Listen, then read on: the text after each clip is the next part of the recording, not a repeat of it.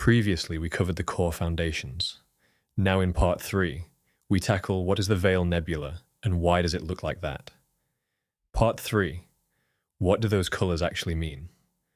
What do those colors actually mean? And Orbital Dispatch, Veil Nebula Series, Episode 3, Welcome.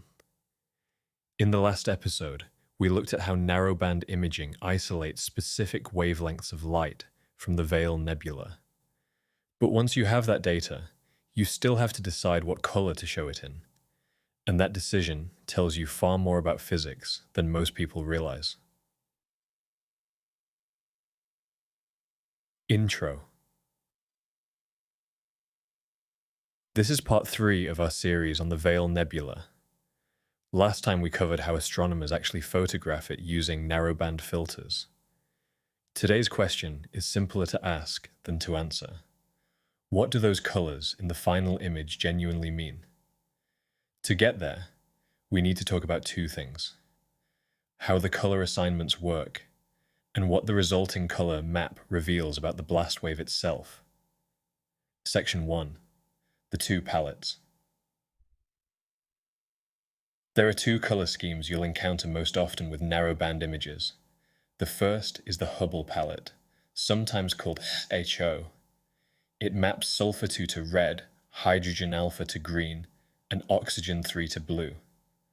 The second is the SHO palette, which is simpler.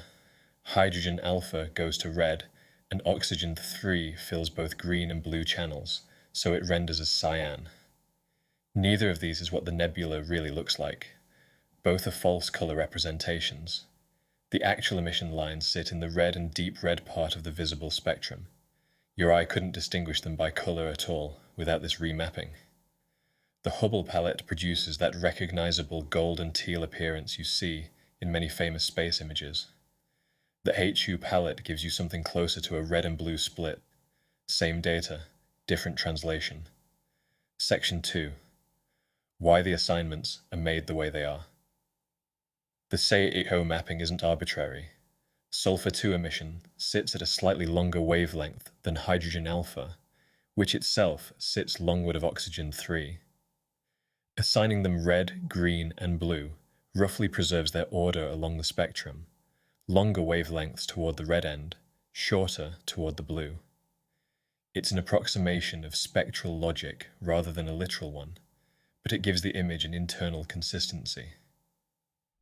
When astronomers swap to the HU palette, they're making a different trade-off: simplicity and stronger contrast between ionized hydrogen and ionized oxygen. Useful for different analytical purposes. The key point is this: the color scheme is a display choice. The underlying data doesn't change. Section 3. Reading the colors as physics. This is where it gets genuinely interesting.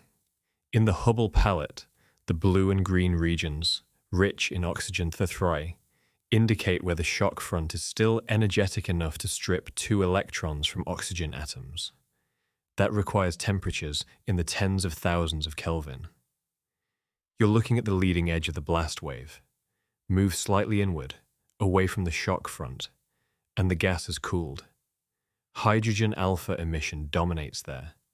In SHO, that renders as green and then transitions toward red as sulfur 2 becomes relatively stronger.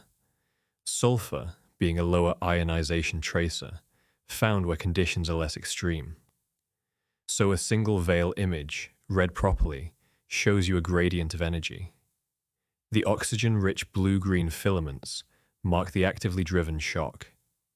The redder, sulfur-bright zones sit behind it, in cooling, recombining gas. Those boundaries map an 8,000-year-old explosion, still working its way through the interstellar medium. That's not decoration. That's a spatial record of physics. Closer. Next time, we'll take everything we've built across these 3 episodes: what the veil is, how we image it, what the colors mean, and ask what it can tell us about the star that caused it. If you found this series useful, subscribing is the straightforward way to catch the next part when it lands. See you in part 4. That is part 3 of What is the Veil Nebula And why does it look like that? In part 4, we explore the next key question. Subscribe so you do not miss it.